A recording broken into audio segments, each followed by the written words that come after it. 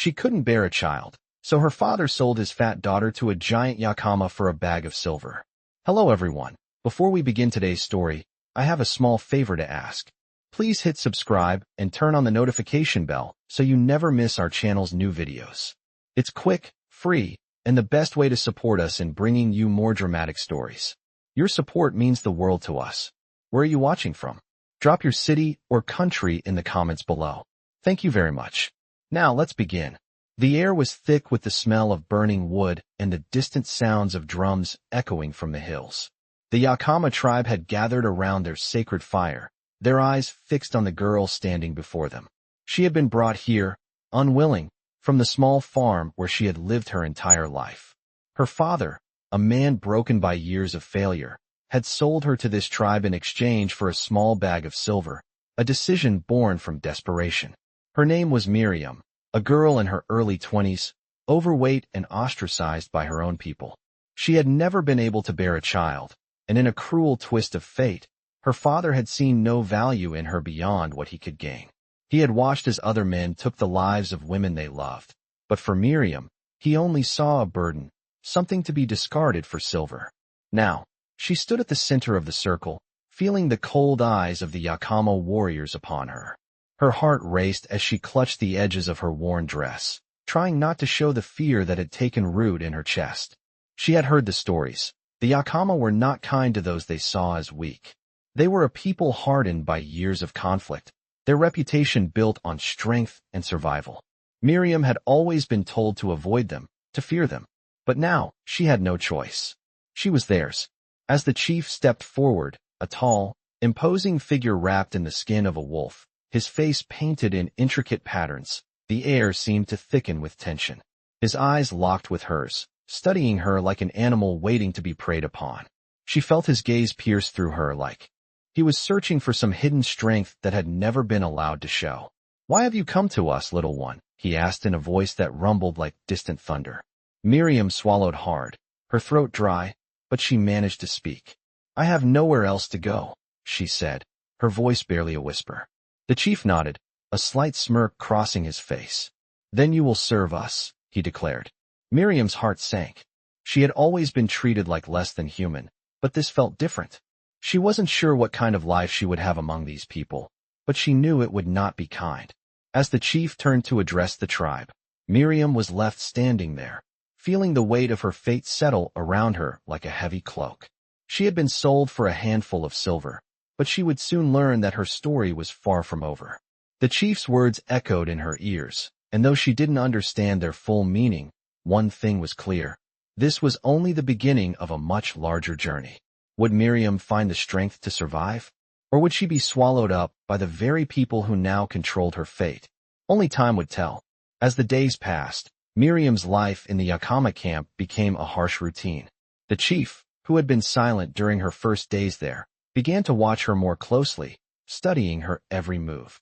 At first, she had been left alone to fend for herself, but now things were changing. It started with the small tasks, gathering wood, tending to the animals, and fetching water from the nearby creek. At times, she would catch the eyes of the other women, their expressions unreadable, but there was always a sense of distance, as if she wasn't fully accepted. Miriam worked hard, though, determined to avoid being a burden to anyone. She learned quickly that survival in the Yakama tribe depended on strength, both physical and mental. It was the unspoken rule. As much as she wanted to belong, to be accepted, Miriam realized she was not yet part of the tribe. She was still the outsider, the one traded for silver, the one who was not strong enough to bear children. Days turned into weeks, and one evening, the chief called her to his tent. The night air was cool, and the sky was dotted with stars. The sound of the crackling fire from the center of the camp filled the air, but as Miriam entered the chief's tent, the world outside seemed to fade away. The chief, now wearing his ceremonial robes, motioned for her to sit. "You have done well," he said, his voice surprisingly gentle for a man of his position. Miriam looked up at him, her heart pounding in her chest. "You have shown yourself capable, but there is still much for you to learn." She nodded silently, unsure of what was coming next. The chief studied her for a moment before continuing. "You have been given a place here, but that does not mean you are free from the challenges ahead. The Yakama do not show mercy. You must prove that you belong to us, that you are worthy of the protection and respect we offer. Miriam could feel the weight of his words, the pressure mounting on her shoulders. She had expected this, expected to be tested, to be pushed to her limits. But she had never imagined the cost of her place in the tribe would be so high. The chief stood and walked toward the fire outside. Miriam hesitated, then followed him, stepping into the cool night air. The firelight flickered in the distance, casting long shadows across the ground. You must face the trials, the chief said, his voice low but firm. You will undergo 3 tests, tests that will determine if you are worthy of becoming a true member of the Yakama. Miriam's heart raced. She had heard the stories of the trials, tales of strength, endurance, and survival that pushed the very limits of those who faced them. She knew this was her chance, her only chance, to prove herself. What are the trials? She asked, her voice barely above a whisper. The chief's gaze softened for a moment, as if weighing her words. The first trial is of the mind. You will be taken into the forest and left alone for 3 days. You will have no food, no shelter, and no weapon. You must survive on your own. Miriam felt her breath catch in her throat. She had heard of the forest, how it was full of dangers, wild animals, and harsh conditions. The second trial, the chief continued, was one of the body. She would have to climb the highest peak in the Yakama territory, a mountain that loomed over the land like a silent sentinel. It was a dangerous climb, one that only the bravest dared attempt. And the final trial, the chief said, was of the spirit. Miriam would have to face her deepest fears, her greatest weaknesses, and conquer them. If she survived all 3, she would be accepted as one of their own, a true Yakama warrior. Miriam stood in silence, her mind racing. Could she do this? Could she survive the trials? She had always felt weak, had always been told that she was worthless. But something stirred within her, something that told her she was capable of more. The chief turned to her, his expression unreadable. You will begin the trials at dawn. Be prepared. With that, he walked away, leaving her standing in the cold night. Miriam stared up at the stars, her thoughts swirling. She had been sold, traded for silver, but now, she had a chance to prove her worth. She had a chance to show the Yakama, and herself, that she was more than just the girl who couldn't bear children. She was stronger than that. She would survive. She had to. The following morning, as the first rays of sunlight broke over the horizon, Miriam stood at the edge of the camp, her mind racing. The chief's words echoed in her ears, and the weight of the trials ahead pressed down on her like a heavy stone. She had never been this far from the camp on her own. The forest loomed before her, its dark trees casting long shadows over the land. Her heart pounded in her chest as she thought about what lay ahead. She had only one goal now, to survive. As she stepped into the forest, the air grew thick with the scent of pine and earth.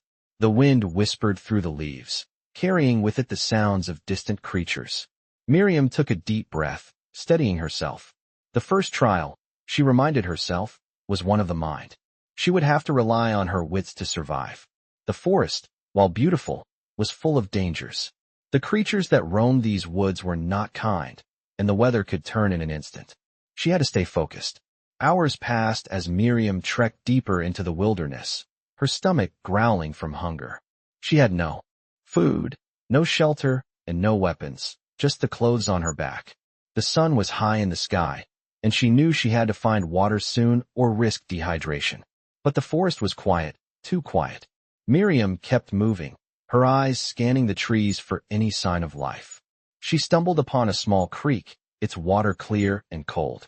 She knelt down, cupping her hands and drinking deeply, the water refreshing her parched throat. But she knew this wasn't enough. She had to keep moving, had to prove she could survive. As the day wore on, Miriam's body began to ache. Her feet were sore from walking, and her head throbbed from the lack of food. She hadn't realized just how difficult this trial would be. She had underestimated the forest, and now it was testing her. By the time the sun began to set, Miriam was exhausted. She found a small clearing and decided to rest for the night. There was no shelter, no fire, just the cold ground beneath her. She lay on her back, staring up at the stars, her thoughts drifting to her life before the Yakama tribe. She had never asked for this life. She had never asked to be traded, to be treated as less than human. But now, here she was, alone in the wilderness, with only herself to rely on. She closed her eyes, trying to push the pain and doubt from her mind. The night was long, and the sounds of the forest filled the air, distant howls of wolves, the rustle of leaves in the wind. Miriam shivered in the cold, but she held on. The next morning, the second trial began. She had to climb the mountain, the tallest peak in the Yakama territory. The mountain stood like a giant, its rocky face looming in the distance. Miriam had heard the stories of the climb. It was dangerous, even for the strongest warriors. But she had no choice. This was her chance to prove herself. The climb was brutal. The rocks were jagged and sharp, the path steep and treacherous. Miriam's hands bled from gripping the rough stone, and her legs trembled with fatigue. But she didn't stop. She couldn't.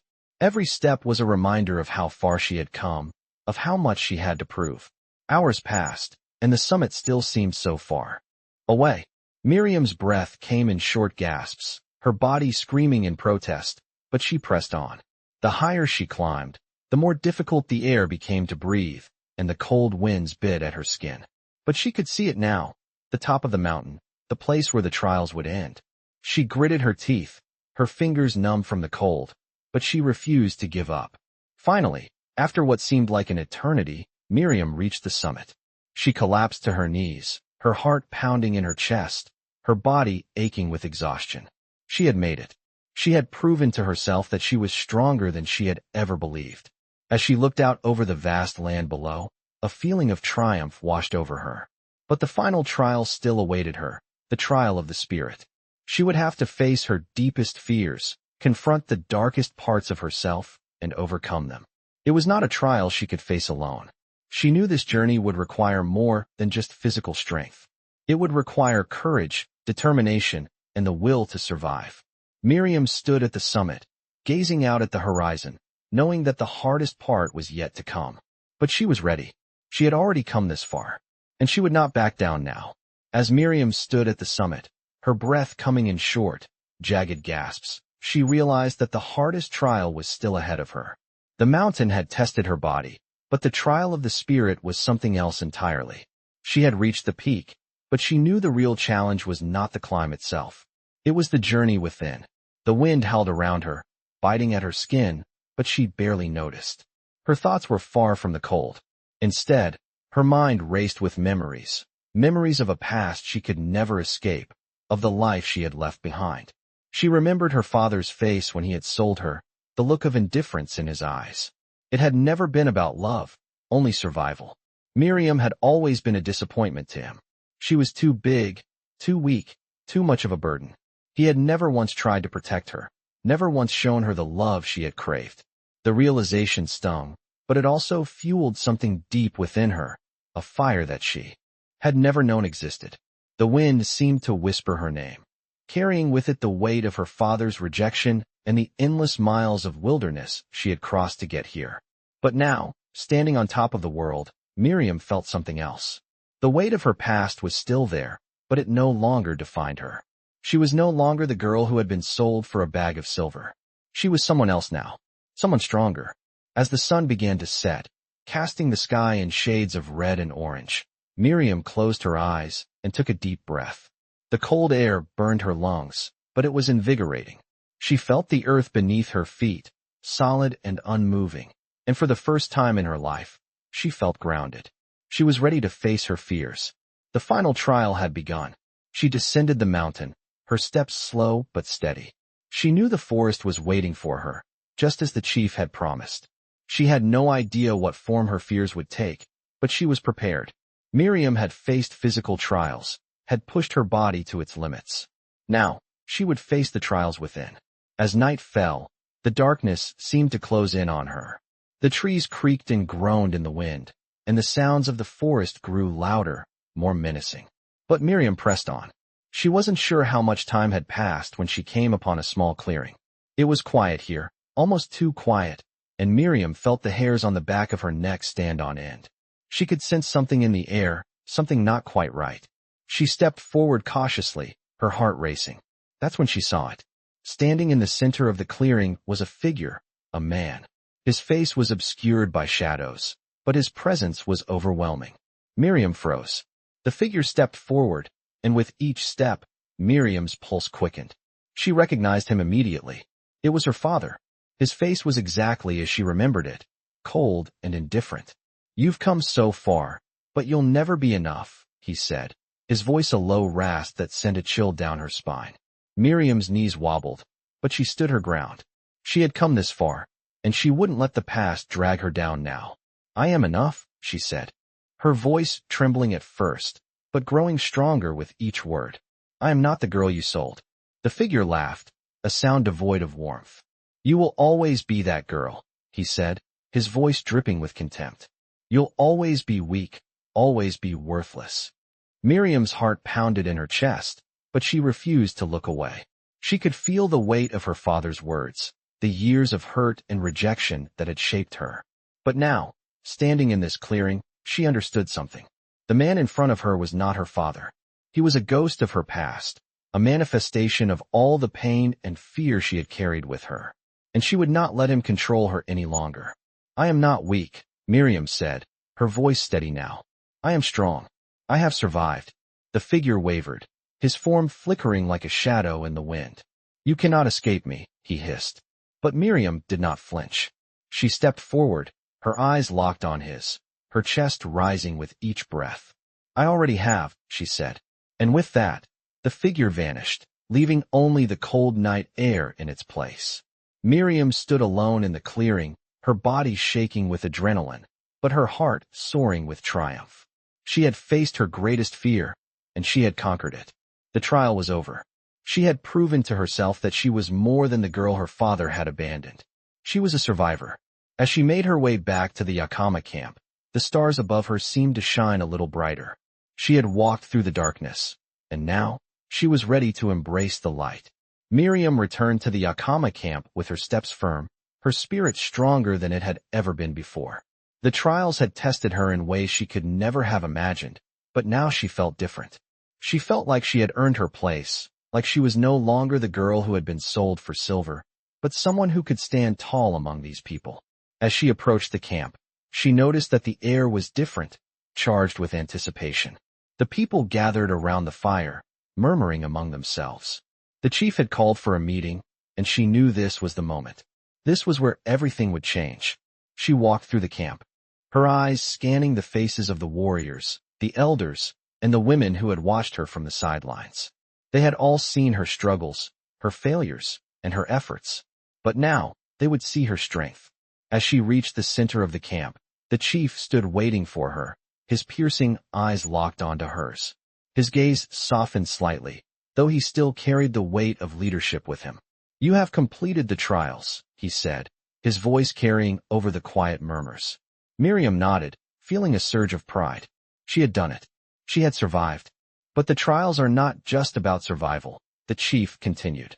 "They are about proving who you are, about showing that you have the heart of a warrior." Miriam held her breath, the tension in the air thick as the chief stepped forward. "You have done more than survive," he said, his tone firm and steady. "You have faced your fears, your weaknesses, and your past. You have shown that you are worthy of our tribe." The words hit Miriam like a wave, and she felt her heart swell with emotion. The rejection she had felt all her life, the sense of being abandoned and discarded, seemed to fade in that moment. For the first time, she felt accepted, truly accepted, for who she was. The chief raised his hand, signaling to the warriors standing around the fire. They stepped forward, one by one, placing their weapons on the ground at her feet. "The Yakama are a people of honor," the chief said, "and we honor those who prove themselves worthy. You have earned your place among us. You are no longer the outsider, Miriam. You are one of us." The words were like a balm to her wounded soul, and she could hardly believe what she was hearing. For so long, she had felt like she didn't belong, like she was nothing more than a burden. But now, here she was, standing before the very people who had once looked at her with indifference, now offering her their respect. She glanced around at the faces of the tribe, seeing no judgment in their eyes, only acknowledgement. She felt a sense of pride, of belonging, rise within her. Miriam stepped forward, her hands trembling, not from fear, but from the overwhelming weight of the moment. She knelt before the chief, bowing her head in respect. "Thank you," she whispered, her voice thick with emotion. The chief nodded, placing his hand on her shoulder. "You have earned this. Now go, and take your place among us. Help us build the future of our people." Miriam stood, her heart filled with gratitude, and she felt the weight of the silver bag that had once been her only worth slip away, replaced by something far more valuable, her sense of self, her place in this world. As she walked away from the fire, she could feel the eyes of the tribe upon her, but they were no longer filled with judgment or pity. Instead, she felt their respect, their acceptance. She was no longer the girl who had been sold. She was a member of the Yakama tribe, a warrior in her own right. And as she looked up at the stars, she realized that she had found something she had been searching for her entire life: belonging. Miriam had finally earned her place among the Yakama, and yet, as the days passed, she could not shake the feeling that something was missing. The tribe accepted her, but there was still a lingering emptiness inside her, a sense that her journey was far from over. She had faced the trials, proven herself, and now she had the respect of the tribe, but it wasn't enough. She wasn't just searching for acceptance anymore. Miriam realized that she had been searching for a purpose. With the weight of her past behind her, she needed something more, a reason to keep going, a reason to fight for something greater than herself. The days grew longer, and Miriam spent her time learning the ways of the Yakama, becoming more involved in the tribe's daily life. She helped hunt, worked with the women to gather food, and learned the stories of her people. But despite everything she had accomplished, there was still a part of her that felt disconnected, as if she were standing on the edge of a cliff, unsure of how to move forward. One evening, as the fire crackled in the center of the camp, the chief approached her. He had been watching her closely in recent days, his sharp eyes noticing the restlessness she tried to hide. "You have done well, Miriam," the chief said, his deep voice cutting through the noise of the camp. "But there is more you must do. You have been given a gift to lead." Miriam looked up at him, startled. "Lead?" she asked. She had never considered herself a leader. She had always been the one who needed help, the one who had been abandoned. But as she looked into the chief's eyes, she realized he was not speaking lightly. He saw something in her that she had not yet recognized in herself. "Yes," the chief continued, his voice steady. "The Yakama needs strong warriors, strong leaders. I see that strength in you, Miriam. You must now rise above your past and become the leader this tribe needs." Miriam felt a surge of uncertainty flood through her. She was no warrior, no leader. She had spent most of her life running from responsibility, hiding from the truth of who she was. How could she suddenly step into the role the chief had placed before her? But the chief was not done. "The path ahead is difficult," he said. "You will face challenges that test your resolve. But you have proven yourself in the trials, and now it is time to prove your strength as a leader. The Yakama will follow those who show courage, wisdom, and loyalty. You are those things, Miriam." The words were like a spark in dry grass, igniting something deep inside her. She had always feared that she wasn't enough, that she would never be worthy of anything more than being a burden. But now, standing before the chief, she realized that the only thing standing between her and the life she had always wanted was herself. The next morning, Miriam gathered her courage and stood before the tribe, the weight of the chief's words pressing down on her shoulders. The Yakama had come to see her not as the girl who had been sold, but as one of their own, a warrior, a leader. She stepped forward, her voice shaking at first, but growing stronger as she spoke. "I have been given the greatest gift," she began, "the gift of your respect, your trust. And I promise you, I will not let you down. I will lead us with honor, with courage, and with the wisdom I have learned from this tribe." The tribe watched in silence, their eyes fixed on her. Miriam felt a sense of power surge within her as she looked out at them. For the first time in her life, she wasn't afraid to take the lead. She wasn't afraid of the responsibilities that came with it. She was ready. As the days passed, Miriam threw herself into her new role with determination. She worked closely with the chief and the other warriors, learning their ways and understanding the challenges that the tribe faced. She realized that leadership was not about power or control.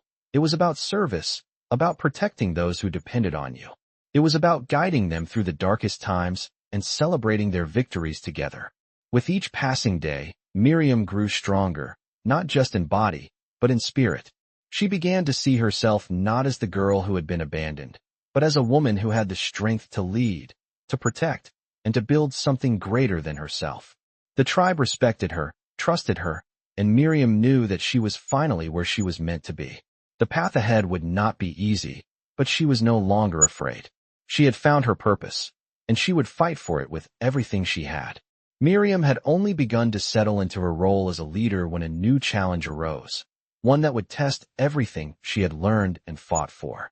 The tribe had been at peace for many years, but the land they relied on was not immune to the changing tides of the world around them. The territory they called home was vast, but it wasn't unclaimed. Others had begun to encroach on their borders, settlers from distant lands pushing into the Yakama's hunting grounds, carving paths through the forest, and claiming what had always been theirs. The chief, now older and more weary with time, called for a council. Miriam knew what it meant. The tension in the air was palpable as the warriors, the hunters, and the elders gathered around the fire. This was not a council about food or hunting.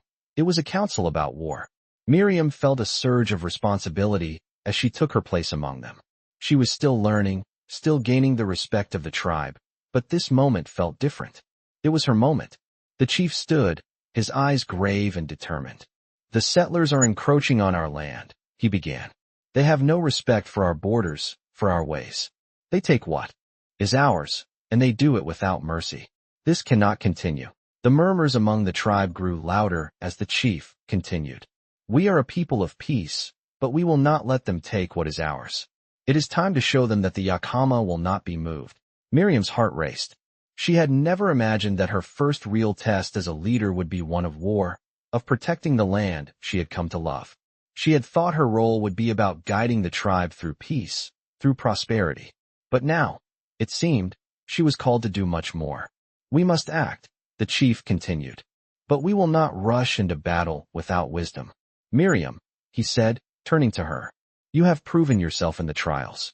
Now, I need you to lead the warriors, to guide us in this battle. You must show them that we are not to be ignored." The weight of his words settled on Miriam's shoulders like a mountain. She had not asked for this responsibility.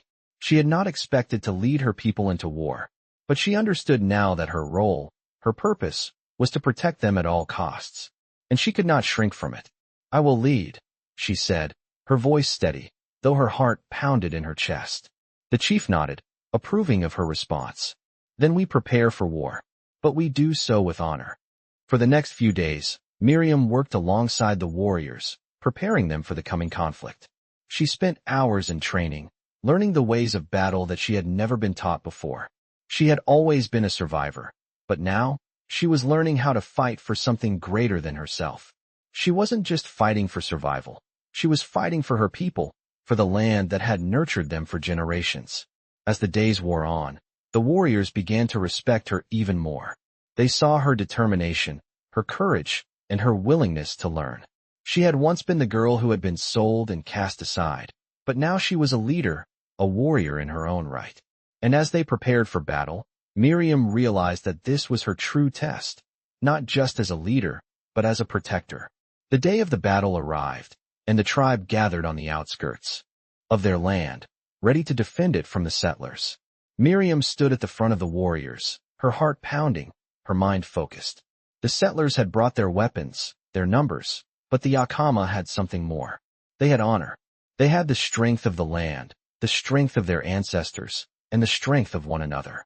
The battle was fierce, and for hours, the two sides clashed. Miriam fought with everything she had, her body moving on instinct, her eyes never leaving the enemy. She had trained for this moment, but it was more than just training that kept her going. It was her people. It was the land. She would not let them lose it. As the battle raged on, the settlers began to retreat, their forces dwindling in the face of the Yakama's unrelenting strength. Miriam fought until her arms ached, until her breath was ragged, but she did not stop. She led her warriors with the heart of a true leader. In the end, the settlers were driven back, their encroachment stopped. The Yakama had defended their land, and Miriam had led them to victory. The tribe celebrated that night, their voices rising in song around the fire. Miriam stood apart from the celebration, her heart full of pride and exhaustion. She had led them into battle and come out victorious, but it was not the victory she thought would bring her peace. It was the knowledge that she had found her true purpose, that she was not just surviving, but thriving. And as she looked at the stars above, she knew this was just the beginning of the journey ahead. Miriam stood at the edge of the camp, watching the flames of the fire flicker in the night wind. The victory had been hard-won, but it had come with a heavy cost. The Yakama had defended their land, their homes, but not without loss. Some of their bravest warriors had fallen in the battle, their bodies now resting beneath the earth they had sworn to protect. Miriam felt the weight of their sacrifice. She had led them to victory, but now she had to guide them through the aftermath. It was not just the victory she had been prepared for, it was what came after, the rebuilding, the mourning, and the uncertain future that lay ahead. The next few days were quiet, the camp subdued as the tribe began the somber task of burying their dead and healing their wounded. Miriam worked alongside the women of the tribe, helping to tend to the injured and ensuring that the warriors who had returned from the battle received the care they needed. It was a role she had not anticipated, but one she had taken on willingly, understanding that leadership was not just about leading in battle, it was about leading through every hardship. The chief had not said much in the days following the battle, his eyes often distant, as if he were lost in his thoughts. Miriam found herself drawn to him more often, seeking his wisdom, looking for guidance. She had proven herself in battle, but now, she needed to prove herself as a leader in times of peace. One evening, as the sun dipped below the horizon, the chief motioned for Miriam to join him by the fire. She stepped forward, her feet heavy with the weight of the tribe's losses. "You have led us well," the chief said, his voice soft but firm. "But the true test of a leader comes not in the moments of victory, but in the times that follow." Miriam looked at him, her heart racing. She had been so focused on the battle, on winning, that she had not stopped to think about what came after. The chief seemed to sense her thoughts. "You have seen the sacrifices we have made," he continued. "You have seen the bloodshed, the loss, and you have felt the weight of it. Now, it is time to rebuild, to heal, and to guide this tribe to a future of peace." Miriam nodded, understanding the gravity of what was being asked of her. It was not enough to have defended their land. Now she had to ensure that the tribe could thrive once again. She would have to lead them in ways she had not yet imagined, ways that required patience, compassion, and wisdom. The following weeks were filled with long days of rebuilding. The warriors who had survived the battle worked together to reinforce the camp, repair their homes, and ensure that their weapons and supplies were in good condition. Miriam spent much of her time in the council, discussing strategies for the future, making decisions about how to strengthen the tribe's position in the coming months. She worked alongside the chief, learning from him and slowly taking on more of the responsibilities that came with leadership. The weight of those responsibilities grew heavier with each passing day. But Miriam was no longer the girl who had been sold into the tribe. She had proven herself, not just through battle, but in the way she had helped the tribe heal and move forward. She had found her place among them, not just as a warrior, but as a leader, someone they could depend on when times were hardest. One day, as the tribe gathered around the fire to share stories and songs, the chief called Miriam to stand with him. "You have done what few would have dared," he said, his voice strong. "You have led us in battle, and you have led us through our sorrow. You are now more than a member of this tribe, Miriam. You are one of our greatest leaders." Miriam felt a rush of emotion as the tribe cheered for her. She had never imagined this moment, never thought that she would be standing before them, not as a burden, but as a pillar of strength. The chief turned to her, his expression solemn. "There will always be challenges ahead, but with you leading us, I know the Yakama will not only survive, we will thrive." Miriam's heart swelled with pride, but there was no time to rest. The future of the tribe was still uncertain, and there was much work to be done. But for the first time in her life, Miriam knew she was exactly where she was meant to be. She was no longer the girl who had been sold for silver. She was a leader of the Yakama, a warrior who had fought for her people and would continue to do so, no matter the challenges ahead. Miriam's leadership had grown steadily, and with each passing day, she took on more of the responsibilities that came with guiding the tribe. The work was endless, and the weight of it pressed on her shoulders like the vast sky above. The Yakama had endured much already, But the challenges they faced were far from over. The settlers were still a threat, though the chief had managed to negotiate temporary peace. But Miriam knew that peace was fragile. She had seen how quickly things could change, how one wrong move could send everything into chaos. The next challenge came from an unexpected direction. While the tribe focused on rebuilding and strengthening their position, a new threat emerged. A deadly sickness began to spread through the camp. At first, it was just a few people showing signs of fever, chills, and weakness. But soon, more and more members of the tribe were affected. Miriam had never faced something like this before. She had fought in battles, stood beside her people in moments of crisis. But this was different. The sickness was invisible, relentless, and it spread faster than they could contain it. Miriam worked tirelessly, alongside the healers, trying to help those who were ill. They boiled herbs, brewed teas, and did everything they could, but it felt like they were fighting a battle they couldn't see. It was a war against time, and the tribe was losing. With the chief too ill to lead, Miriam found herself once again standing at the forefront. She had to make decisions quickly, deciding who needed the most immediate help, organizing groups to gather supplies, and keeping the tribe calm. It was a different kind of leadership than the one she had prepared for, but it was leadership nonetheless. As the days passed, more warriors and elders fell ill, and Miriam felt the weight of responsibility growing heavier. The sickness didn't discriminate. It didn't care how strong or how powerful someone was. It swept through the camp like a shadow, and soon the survivors were in the minority. Miriam didn't sleep. She stayed up night after night, checking on the sick, trying to maintain some order in the chaos that had overtaken their world. Her mind raced as she thought about what else she could do. They had no modern medicine, no cure, only the knowledge passed down from the elders. But Miriam knew that knowledge wasn't enough to stop the sickness. Then, one night, as she was walking through the camp, checking on the people, an elder approached her. The old woman had lived through many hardships, and she had been with the tribe longer than Miriam had been alive. "You are strong, Miriam," she said softly, her voice rough with age. "But strength alone will not see us through this." Miriam paused, looking at the elder. The words struck her deeply. Strength had always been her foundation.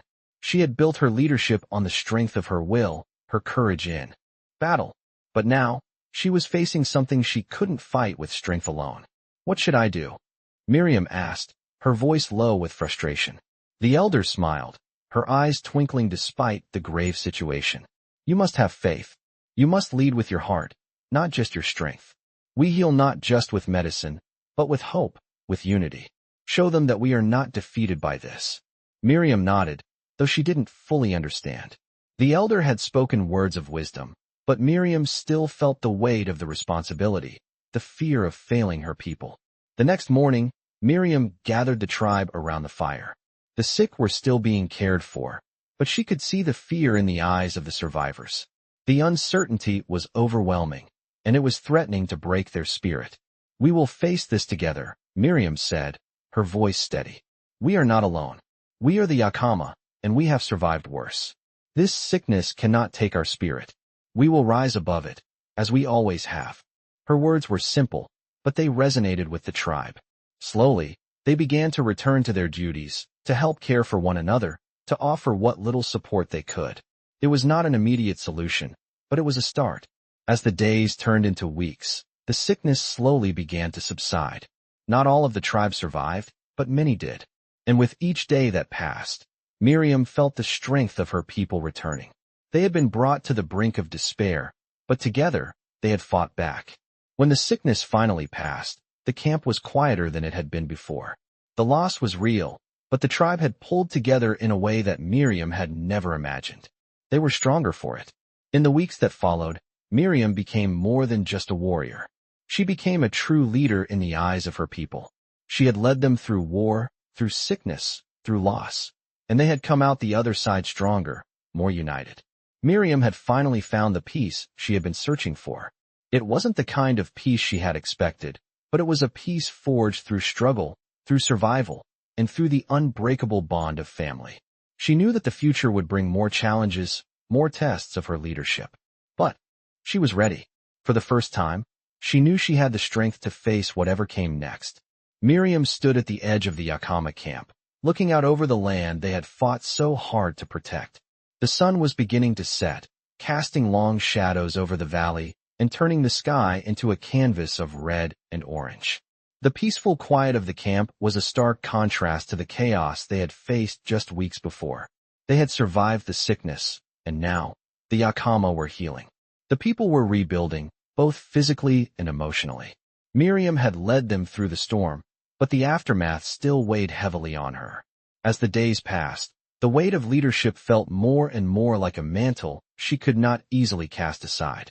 She had proven herself in battle, in sickness, in leadership, but there was still something missing. A deeper connection to her people, a greater understanding of her own place in this world. One evening, after another long day of rebuilding and organizing, Miriam took a walk by herself, seeking a moment of solitude. She found herself walking along the riverbank, the sound of the water flowing gently against the rocks soothing her mind. The cool evening breeze whispered through the trees, and for a brief moment, she felt a sense of peace. She had always been able to find solace in nature, in the quiet strength of the earth that seemed to steady her when she was unsure. It was in these moments of stillness that Miriam realized just how far she had come. She had been the girl sold for silver, the one who had been abandoned by her father, the one who had struggled to survive. But now, she was a leader, a warrior, and she had earned the respect of her people. She had found her place among the Yakama, and she knew she was no longer the outsider. Yet, despite the respect, the admiration, and the battles she had won, something inside her still longed for something more. She had fought for survival, fought for leadership, but she had never stopped to fight for herself. She had never truly allowed herself to be at peace, to be whole. As she walked along the river, her thoughts turned inward. What did it mean to truly lead? What did it mean to truly belong? She had spent so much of her life trying to prove herself to others, but now she understood that the true test was proving it to herself. The tribe had given her their trust, their loyalty, but had she truly earned it in her own eyes? Had she found peace within herself? That night, Miriam slept uneasily. The weight of her thoughts kept her awake, turning over the idea of self-worth and her place in the world. She had fought so hard to prove her value, but had she ever taken the time to see herself for who she truly was? The next morning, the chief called for a gathering. The air was crisp, and the camp was buzzing with activity. Miriam joined the circle of leaders and warriors, her mind still heavy from the night before. The chief, seeing the troubled look in her eyes, spoke to her directly. "You have carried us through much, Miriam. Your leadership has been unwavering, and the tribe has great respect for you. But you must also remember that a leader's strength comes not only from the strength they show to others, but from the strength they find within themselves." Miriam looked up at him, surprised by his words. The chief's gaze softened, and he continued, "You have proven your worth as a warrior and as a leader, but now, it is time for you to understand something deeper. Leadership is not about constantly fighting, not about always being in control. It is about understanding your own heart, your own soul. You must be at peace with who you are before you can truly lead others." Miriam felt a rush of emotions flood through her: guilt, confusion, relief. She had never realized how much she had neglected her own peace, how much she had focused on proving herself to others. She had led the Yakama, but she had never fully led herself. The chief's words rang in her ears as she returned to her tent later that day. It was time for her to reflect, to step back, and to look inward. She needed to understand herself before she could continue to lead with purpose. In the days that followed, Miriam spent time in quiet reflection, taking long walks by the river, meditating on her past, her choices, and her future. She spoke with the elders, seeking their wisdom, and slowly, she began to see herself not just as a leader, but as a whole person. She had spent so long fighting for a place among the Yakama, but now, she understood that her place had always been there, within herself. With this new understanding, Miriam's leadership began to shift. She no longer felt the need to constantly prove herself to others. She began to lead with empathy, with a deep understanding of her people's needs and struggles. Her strength came not from her ability to fight, but from her ability to listen, to understand, and to guide with a steady, calm presence.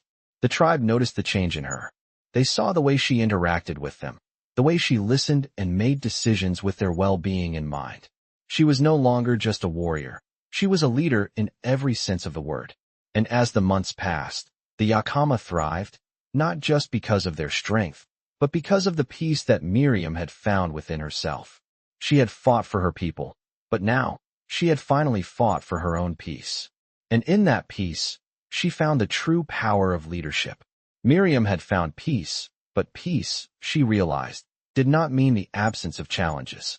Life in the Yakama camp was calm now, but there was an undercurrent of change in the air, something she couldn't quite put her finger on. It wasn't just the tribe's ongoing recovery from the battle and the sickness, though that was a heavy burden. It was a growing sense that something outside the camp was shifting, something that would soon find its way to their doorstep. Word had come to the camp that more settlers were pushing westward, moving in larger groups, and their encroachment was becoming harder to ignore. Miriam had seen firsthand the impact of settlers on their land, the deforestation, the quiet destruction of the sacred places. The Yakama had already fought for their land, but now, it seemed, they would be forced to fight again. The rumors were vague at first. Strange figures had been seen along the borders of their territory, and the chief had received reports of more disputes between the settlers and neighboring tribes. Miriam knew it was only a matter of time before the problem reached them. The chief had been hesitant to speak of it, but Miriam could see the weariness in his eyes. He had led the tribe through so many battles, both external and internal, but this felt different. He called for a meeting one evening, and Miriam was among those gathered.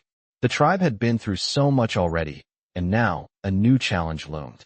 "We must prepare," the chief said, his voice carrying the weight of years of leadership. "The settlers are moving closer.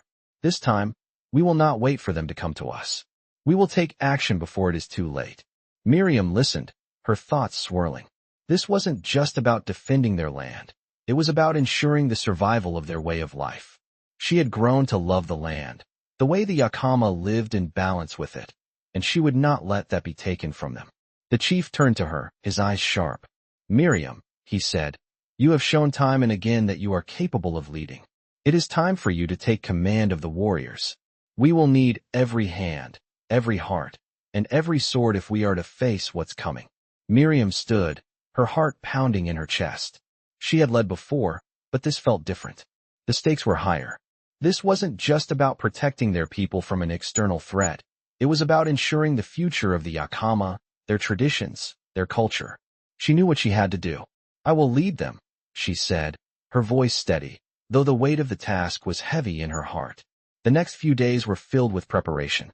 Miriam worked with the warriors, organizing scouting parties and ensuring that the tribe was ready for whatever might come. The Yakama had never been a war-hungry people, but they had always been a people who fought to protect what was theirs. Miriam's leadership was tested in new ways. She spent long hours strategizing, talking to the elders, and making sure that every warrior was prepared for the battle ahead. There was a tension in the air now, the kind that settled deep in the bones, the kind that told her something was coming. One evening, as she stood near the fire, the sound of hooves reached her ears. The scouts had returned. Miriam rushed to meet them, her heart racing. The news was worse than she had feared. The settlers were not just a few families now. They were an organized force, with weapons and provisions, intent on claiming more land. They were not just seeking a place to live. They were aiming to push the tribes off their land, to take control of the territory completely. Miriam felt a surge of anger rise within her, but she kept it in check. This was not a time for emotion. It was a time for action. She gathered the warriors, the scouts, and the elders, and together, they planned their response. Miriam's leadership was clear and decisive. She knew they couldn't fight a battle of attrition. They would need to be swift, strategic. They would take the fight to the settlers, hit them hard where they least expected. Miriam's heart ached at the thought of more bloodshed, but she knew what was at stake. As the night fell, the tribe gathered in their war circle. Miriam stood at the center, her voice strong and commanding. "This is our land. It always has been, and it always will be. We will not let these settlers take what is ours. We will fight for our people, for our homes, and for the future of our children." The warriors raised their weapons in unison, their faces set in grim determination. Miriam's heart swelled with pride. She had come a long way since the day she had been brought into the Yakama camp, a girl who had been discarded and sold.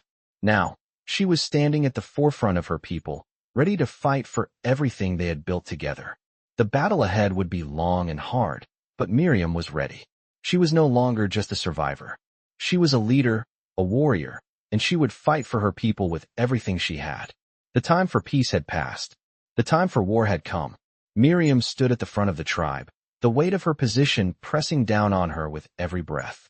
The night before, they had planned, strategized, and prepared. Now, as the sun rose, the time for action had arrived. The settlers were coming, and there was no turning back. Miriam could feel the tension in the air as the warriors assembled, their faces set in grim determination. They knew what was at stake: their homes, their families, their way of life. Miriam had spent years proving herself as a warrior, but this battle would test her leadership like nothing before. She had led them through battles and sickness, through pain and loss, but now, she would lead them to defend the land that had sustained them for generations. The chief had entrusted her with command, and Miriam knew that the responsibility she carried was immense. But she also knew that the Yakama would fight with everything they had. As they moved to position themselves at the borders of their territory, Miriam could see the dust rising in the distance. The settlers were close. She called the warriors to attention, her voice strong and steady. "We fight not for war's sake, but to protect what is ours. Our ancestors fought for this land, and we will continue their fight. Today, we show them that the Yakama cannot be moved." Her words echoed through the warriors, filling them with resolve. The battle was imminent, and the land was calling for them to protect it. Miriam led the warriors into position, her heart pounding in her chest. The settlers were coming, and the Yakama were ready.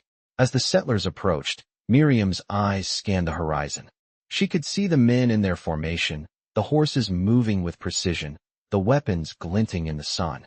The first shots were fired, breaking the silence of the valley. Miriam's heart raced, but she held her ground. The Yakama responded quickly, with sharp, calculated moves. The warriors charged with incredible speed, catching the settlers off guard. Miriam fought with the same fierce determination that had carried her through countless trials. She had always been ready for battle, but now she understood that this fight was not just about protecting land. It was about protecting the future of the Yakama. The battle raged on, fierce and unrelenting.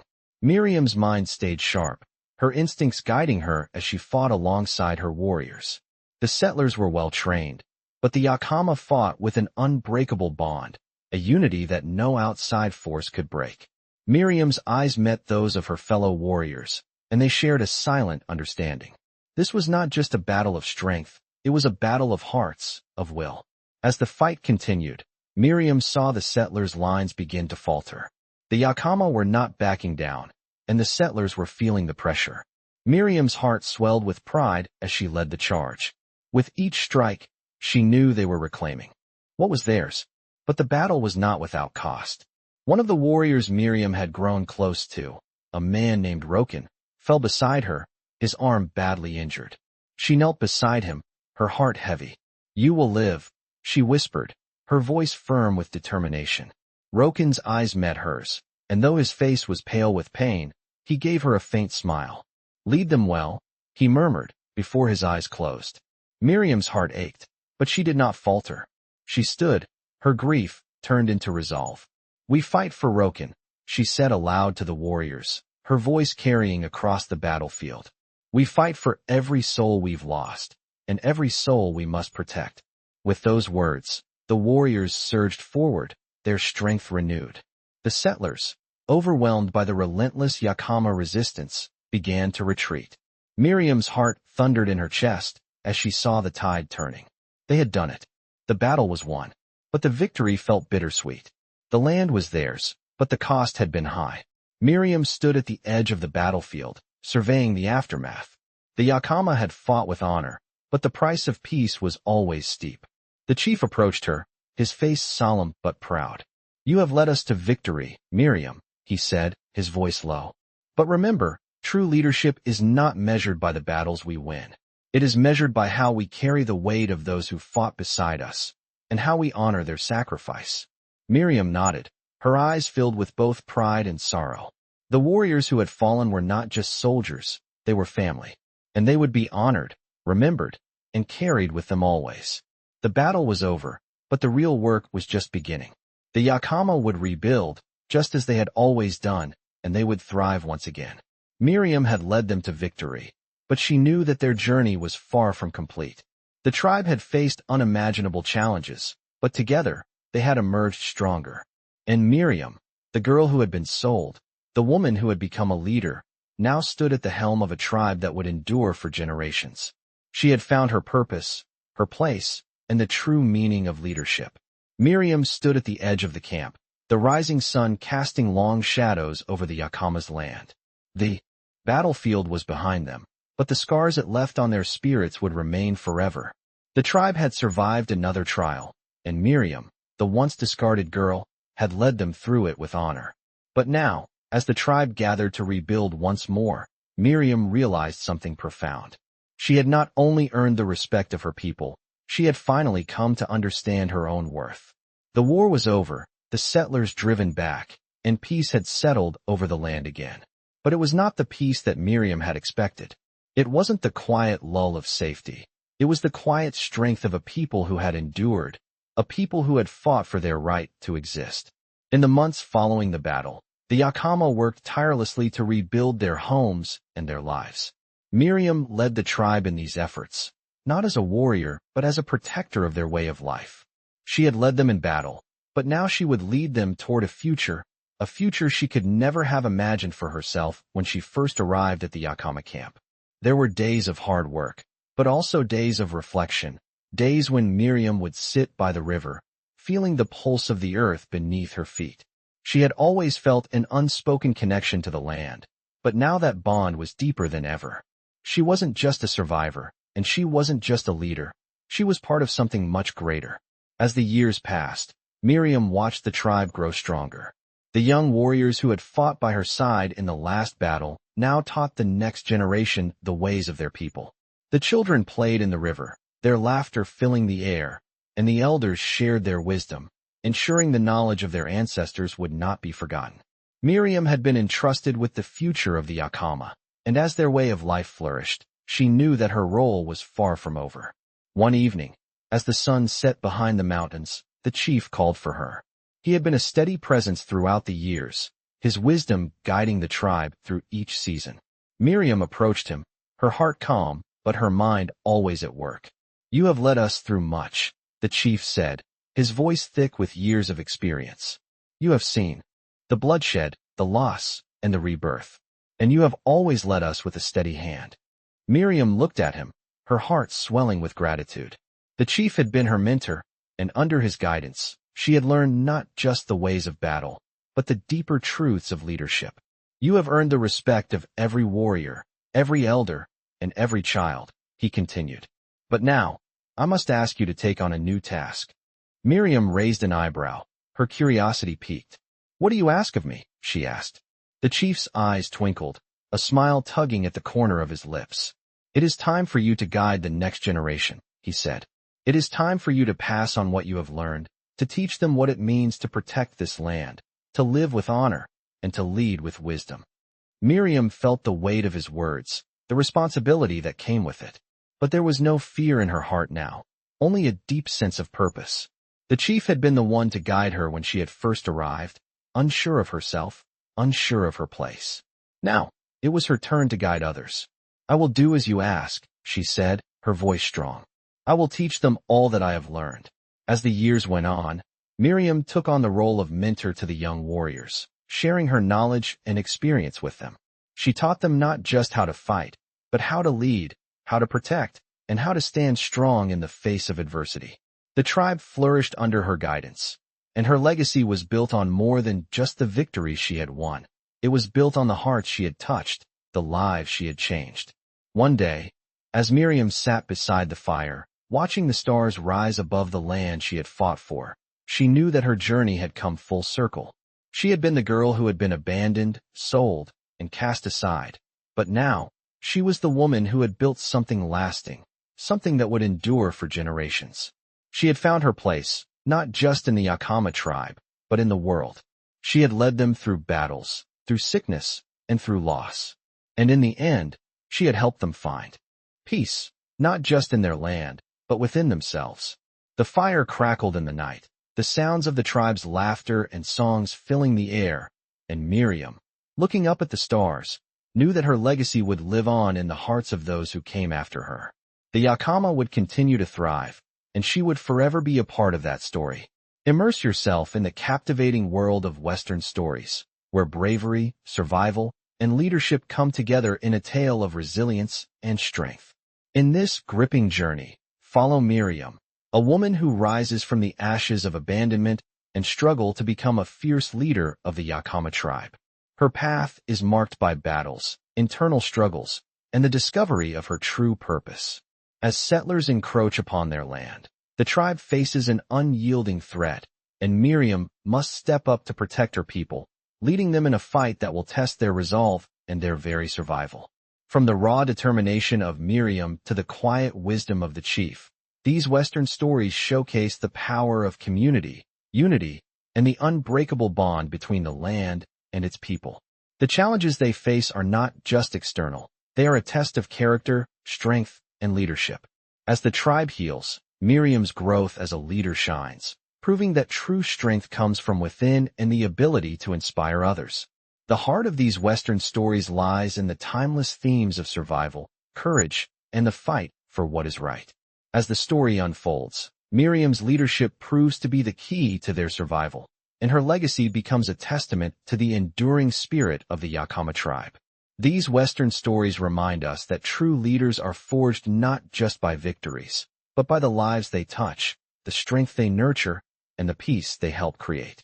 Dive into this inspiring narrative that showcases the very essence of leadership in the world of Western stories, where every challenge is an opportunity for growth, every battle an opportunity for honor, and every victory a testament to the strength of the human spirit.